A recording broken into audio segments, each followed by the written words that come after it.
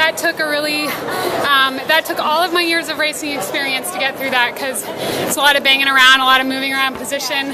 I think I ran 1,590 meters. But it was, every step of it was worth it, and I'll slow down so you can get.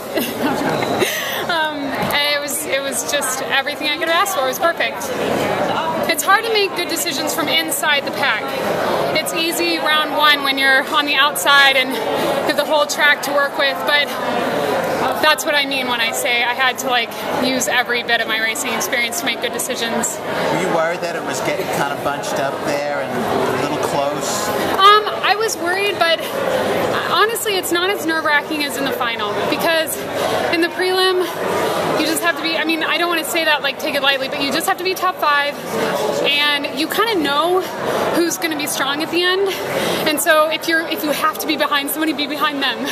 So that's one part. And then also, I mean, in the horrible, awful event that somebody goes down, and that does cross your mind, oh crap, don't plot me over. But if that happens, there's always a chance that as long as you have, do your best to stay on your feet, that they'll maybe let you through to the final. So I tell myself, don't allow that to distract me, just focus on racing. Would you say that you are 100% for the final, physically, mentally?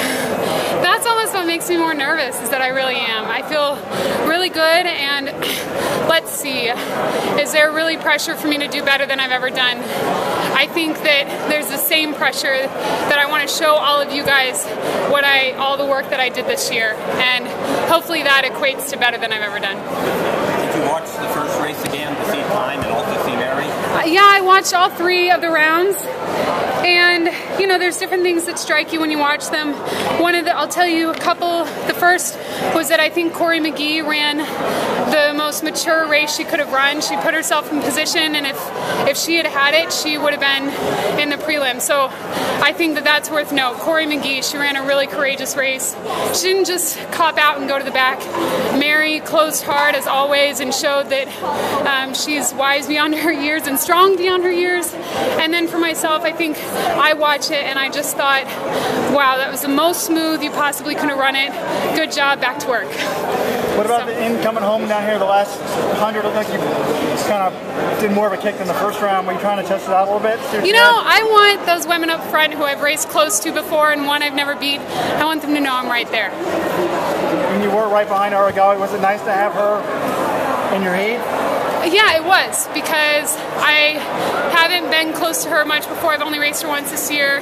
It's good to get in there with her, and it was good, yeah, to just test that out and mentally practice, you belong here. That was 60 flat for the last lap. Did it feel that fast, or? I wouldn't have guessed that. I wouldn't have guessed that. I feel really ready to go. I'm happy with how I felt. All right, we gotta go watch the final. Right. Good luck. Yeah, thanks, guys.